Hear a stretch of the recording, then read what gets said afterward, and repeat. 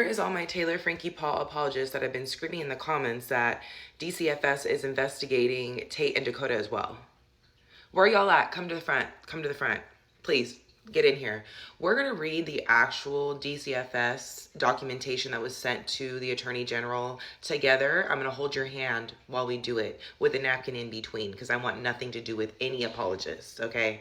But let's go ahead and get into it. So the official filing was leaked. You guys keep saying it's Dakota. I don't even know if this is Dakota. I don't know if he would receive this.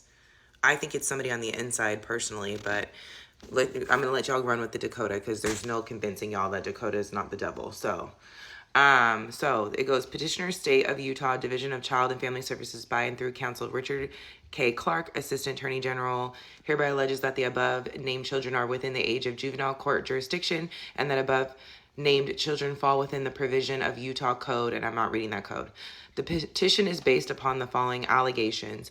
Ever Mortensen, a 2-year-old child born blank, Indy Paul, an 8-year-old female child born Ocean Paul, is a 6-year-old male child born. They're not giving ages. I blocked that out.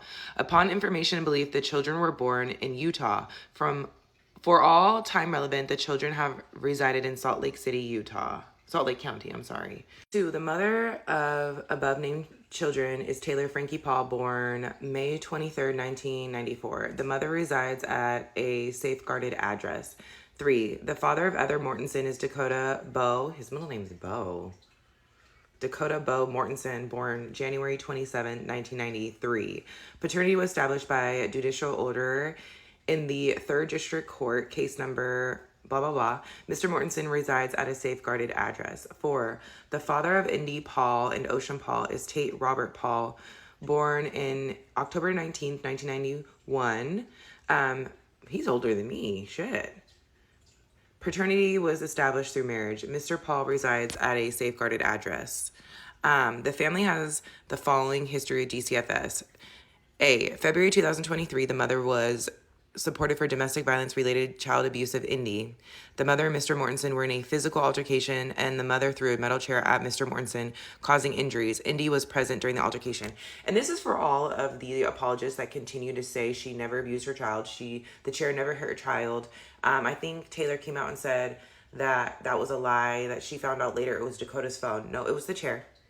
It was the chair, and she's considered a child abuser by the courts, okay? Facts are facts. Court documents are court documents. I know you like to move the goalposts for women when it comes to abuse, but she's a child abuser. B. February 2026, the mother was supported for domestic violence related child abuse if ever. I did not know this. And Mr. Mortensen was supported for failure to protect. Oh, that was when they drove off and left the kid in there. They both suck. They both just suck as parents. Poor Ever. He's screwed. April 2026, the mother and Mr. Mortensen began participating in a voluntary case with the division. Okay. 6. On February 23rd, 2026, CPS received a referral for domestic violence-related child abuse. DCFS supported the mother for domestic violence-related child abuse of Ever, and DCFS supported Mr. Mortensen for failure to protect. They both just fucking suck. 7. On February 23rd, 2026, law enforcement responded to a call about domestic violence incident, which happened the day prior on February 22nd, 2026. Mr. Mortensen and the mother in bed together with their 2-year-old son, Ever. Mr. Mortensen and the mother began to argue, like they always do. That's all they do. Which escalated and the mother became physically aggressive. No surprise there. Choking Mr. Mortensen, shoving him into a window because she's abusive. She's abusive. She's an abuser. Let's get that through our heads. Hitting him and screaming. Mr. Mortensen called 911. However, he reported that the mother talked him into lying to the dispatcher. Mr. Mortensen subsequently took Ever and left the residence. 8. Later that same day, Mr. Mortensen returned to the mother's residence. Another altercation took place and the mother took Mr. Mortensen's cell phone and threw it against a wall, which is probably what she was thinking when she said that. Oh, the cell phone hit my daughter. No, you just get the days that you fight and abuse Dakota when you guys abuse each other. I think those just bleed together. That's what's happening here. Causing a hole in the drywall. Mr. Mortensen then attempted to leave the home and the mother tried to stop him, as she always does. As Mr. Mortensen, we see that in videos, so don't start. As Mr. Mortensen left the residence, the mother climbed into the passenger side of his vehicle, screamed at him, kicked his vehicle's center console touchscreen, and punched his vehicle's rearview mirror. Jesus. The mother began to hit Mr. Mortensen and squeezed his face, at which point Mr. Mortensen shoved the mother off of him and she hit her head on the vehicle's center console screen. Mr. Mortensen subsequently took mother back to her home. The mother later texted Mr. Mortensen that her nose was bleeding. These two are fucking insane. Like, they are like Bobby and Whitney at this point. Like, just, goddamn. Shortly after dropping the mother off, Mr. Mortensen returned again to the mother's home. After Mr. Mortensen arrived back at the mother's home, the mother texted Mr. Mortensen that she had her children with her and she would not open the door. It is unknown to the division where the children were during the previous altercations in the home and in the vehicle.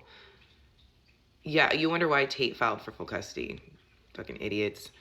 On March 16, 2026, Mr. Mortensen and the mother agreed to work collaboratively with the division. On March 23, 2026, DCFS spoke with Indy. Indy reported that she changes Ever's diapers in the morning and prepares a bottle for him. And a lot of y'all who clearly are stuck in the old ways of parenting were like, it's not that big deal if she changes the diaper and gets a bottle. Why is she doing it like every morning? Because fucking Taylor's sleeping in with her lazy ass. Like, that's crazy. She's fucking 8 years old. She should not be doing this. She's parentifying her daughter because she's such a crap mom. That's insane. She stated that the mother and Mr. Mortensen often fight and scream at each other.